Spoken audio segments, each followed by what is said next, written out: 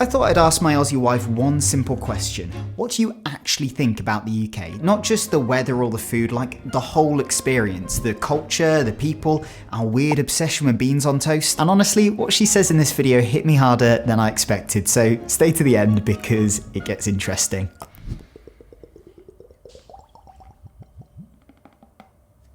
That's lovely. Anyway, without further ado, here is my wife. Woo! First time I've ever done that. This is the love of my life, who I talk about in a lot of my videos. Maddie, you're Australian, right? I am. Great. So basically, anything I say today, you can fact check. I guess. So, section 1 is food. Now, a lot of cultures like to, downplay our food, talk a lot of rubbish about our food, saying it tastes horrible or bland or like something from Oliver the musical. And I just don't think that's true. What do you think Of our food? I think it is kind of true. The British diet is a meat and 3 veg. 2 veg. Oh, meat and 2 veg. Yeah. Well, sometimes 3. Yeah. However, I think that because the UK is quite multicultural, you can also get some amazing food in the UK. Oh yeah, you can get every cuisine in the UK. The only trouble is that's more predominant in more built up areas. I know that sounds obvious, but I still feel like it needs to be said because a lot of people think the UK is so tiny and condensed, everything's so close, and it's really not. If you live in rural Yorkshire, you're not going to have the biggest variety, but if you live in London, Manchester or Birmingham, you can try every delicacy from all over the world. A Sunday roast in the UK is better. Unmatched. It just is. Yeah. And that also might just be that your mum's Sunday roast in particular is unmatched. It is the best in the world. We have Sunday roasts in Australia as well, and my mum also cooks an amazing Sunday roast, but it is just different. Do you want me to go into detail about brunch? Yeah, absolutely. Okay. Australian brunch culture is unmatched. Sorry. You can get a good full English breakfast. Yeah, we do breakfast everywhere, but not brunch food. And as an Australian, I feel like I really miss that when I'm in the UK. Big time. I miss it too. What's your favourite supermarket in the UK? It's M&S. I'm sorry to live into the... Why? I just think it's so cool. Can you explain what M&S actually is for anyone who doesn't know? Yes, okay, so its full name is Marks and Spencer. It's kind of like a luxury supermarket, and they only sell things that are Marks and Spencer branded. Everything is top quality. It's also much more expensive and probably unrealistic to do your weekly shop there. Unless you're a millionaire. And you like burning money. Yeah. Because like some of the things, it is just burning money. Okay, and I don't want to be biased to UK food, being British. What's your least favourite part of British food? And you can go brutal here. Don't hold back. Okay, this is an unpopular opinion, for sure. It's the vinegar on the chips. Come on. You eat salt and vinegar crisps though. I know, I just... Malt vinegar is the way to go. It's not even real vinegar, by the way, but it tastes amazing. That's true. But the amount that people put on their chips. Oh yeah. It ruins it. I like them chips. soggy. No. Soggy, No. malt vinegar, lots of salt. No. In that wet paper bag from No. the... No. So guys, it turns out you can still love someone deeply even if they hate your favourite national food. Now, as you guys know, I have to travel between the UK and Australia quite frequently, and it's a bit of a stressful trip, so the last thing I want to have to worry about is my SIM card. And that's where the sponsor of today's video, Airalo, absolutely saves me. It's the world's first eSIM store that lets you download digital SIM cards right from your phone and connect to mobile data in over 200 countries. And the beautiful thing is there's no physical SIM card, no roaming charges, just instant, affordable connection as soon as you land. And honestly, the fact that they do a digital SIM card instead of a physical one, I didn't know that was a thing, so that blew my mind. So I've got a UK and an Aussie SIM card, and every time I land in either country, I'm rummaging for that tiny, silly little SIM card pin while people are standing up and, elbowing me while they're rummaging for their bags. But now, I just open the Airalo app, choose the country, install the eSIM in seconds, and I've got full signal before I even get through passport control. Absolutely no faff, absolutely no stress. So install Airalo free today so you can stay connected wherever you travel, and use my code SAMF to get $3 off your first eSIM. Or you can even prep ahead, and this is what I do now. Download the free Airalo app today, use code SAMF to purchase your eSIM in advance, and only activate it when your trip begins. It's smart, it's simple, and it saves me every time I travel. Right, let's get back to it. Number 2 is weather and seasons. What do you think? Being vague, what do you think? And then we'll hone in. Okay, I spent most of my life wanting to move to the UK. Before I met Sam, anything, I have family over there. It is so miserable. I'm sorry, it just is. And we were there for a long enough time that it wasn't just like, oh, it's just 2022 was just a bad year for the weather. No, the cold and the wind and the rain and the grey skies, day after day after day, just does take an emotional toll on you. We were taking our vitamin D supplements, things like that. Running, exercising, getting out in the sunshine as much as possible. Exactly, and it just is still quite miserable. However, the British summer is absolutely beautiful, and when you do get the sunny, warm days and the sunny but slightly cooler evenings, it's beautiful. I would say it's an equivalent, honestly, to like a Brisbane autumn. It's hard, but those days do make it slightly more worth it. You get proper seasons in the UK, so you don't get that, at least in Brisbane, you don't get that. And that's pretty special, because like I know there's lots of parts of Australia where you get to see a proper autumn in the conventional Hollywood sense. But in Brisbane, I found, being a Brit, you don't get to see a proper autumn. No. We pay the price for it in the UK because then we have the depressive months, genuinely, because seasonal affective disorder. Did you get seasonal affective disorder? I definitely did. Do you think it was every year?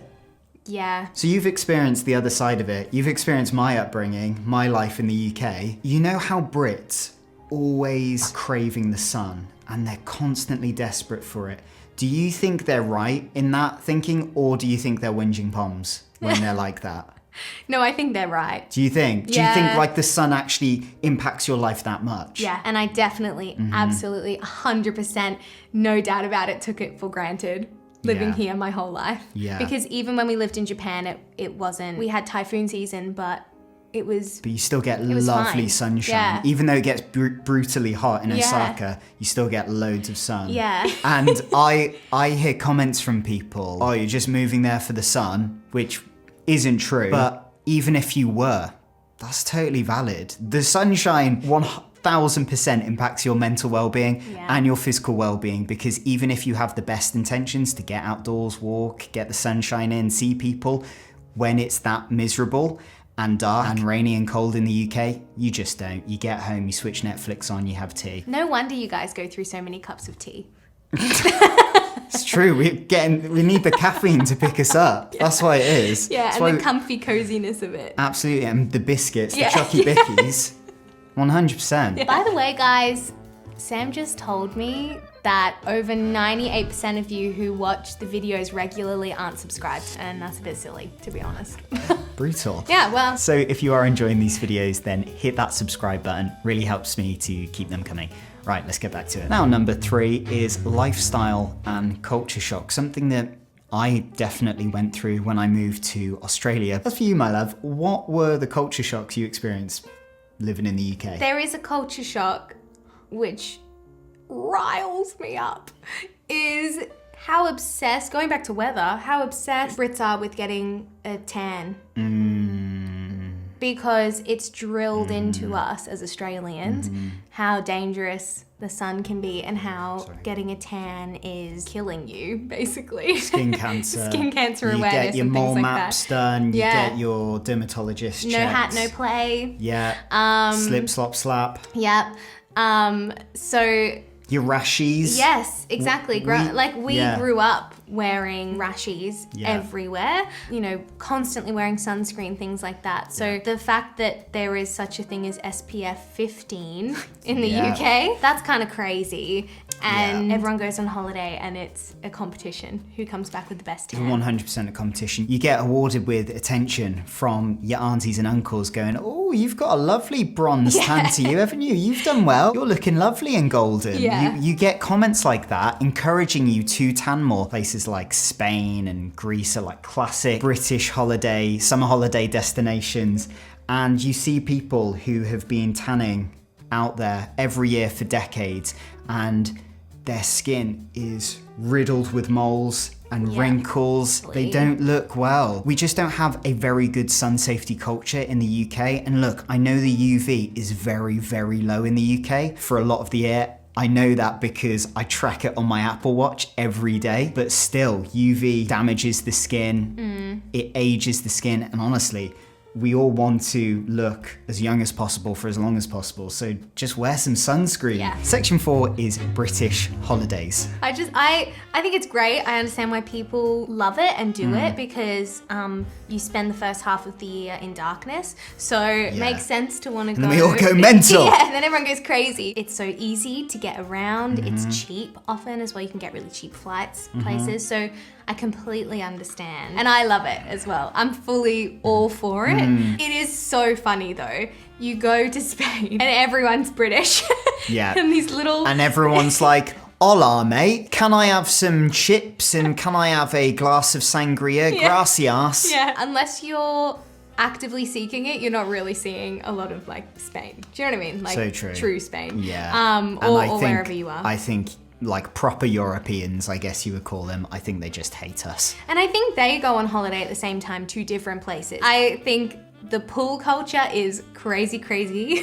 Riddle me this. You're staying in a resort, right? You've got a pool, an infinity pool. Lovely. You've got the beach 2 steps further. Why would you not go to the beach? Why would you not why does sit in everyone the go to the ocean? pool? Why does everyone go to and they all just sit there all day and they fight over the pool chairs What about as well. the sunbeds? Yeah, the sunbeds. They sit on? fight. They fight for the sunbeds. It's crazy. They race down at like 6 a.m. The moment the pool opens, they race down. They all put a towel on the sunbeds and then they go back to their room and have a sleep. Yep. Until they want to go down to their sunbed.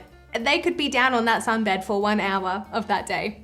It's reserved for the whole day. And with the culture, what felt colder, the weather or the people? Ooh! That's crazy. Well, you weren't expecting that, I wasn't were you? expecting that. The weather. Oh. Yeah. You like the people? Mostly, yeah. Mostly. Name names. Who don't you like? Was there ever a moment where you thought, I can't do this, I can't live here anymore? In general, anyway, it's hard to make friends in your adult life. Everyone's so busy, they're so preoccupied with their own lives. It's hard to make those connections. And so it was lonely at times, especially when we were living in London. Obviously, we had each other, which was amazing. Yeah. But we were even far from your family. So there was this 3-hour drive. Yeah, there was this big gap and it was just hard and I missed my support network here a lot. Yeah. I've got all of my best friends live in Australia, so especially like with the grey skies every day, just wanted to be somewhere happier. It was really hard to see you miss your family and your parents so much sometimes, because like you can like support your partner and like be there for your partner and cheer them up and crack a joke and, you know, make them a coffee, but you can't just like up and move them into Australia in an instant. You have to go to the airport. It's a 24-hour thing. It's a big process. And although it can be done in a day, you do feel that distance between the UK and Australia. It's literally the other side of the planet. That's what being in a marriage like this is like. Yeah. Is your heart is kind of split in 2 places at once. I think the UK, there will always be home in the UK and there will always be home here, because even being here, there's parts of the UK that I'm homesick for. So true. And I'm the same with Australia. When we're in the UK, I get homesick for a lot of Aussie quirks. Number 5, we have to do this. British quirks that make absolutely no sense. Sam, I don't know if this is just a Sam thing or if this is a British thing. Oh, here we go. Sam loves nothing more than a bowl of porridge. Oh, I do love a bowl of porridge. I feel like that's... I think a lot of Brits love a bowl of porridge. I could count a lot on one hand right Yeah, now. you could have anything for breakfast, Sam will pick a bowl of porridge. Absolutely. Warms the soul. Do you think we're whinging poms? No. I get that comment a lot on my channel. No, I really don't. Go back to your own country, you whinging pom. Oh gosh, Australians can be mean sometimes, I think. Yeah, they can actually. So true that Brits just love a cup of tea. They just love it. Yeah. And absolutely. For no reason. yeah. Oh, phone calls. Have to be really careful when I'm talking to anyone from the UK on the phone to go bye, bye, bye, bye, bye, bye, bye, bye, bye, bye, bye, bye. A million byes. It's rude to go bye, which is what we do in Australia. Yeah. Ending every single text message with kisses. Absolutely. It's rude if you don't.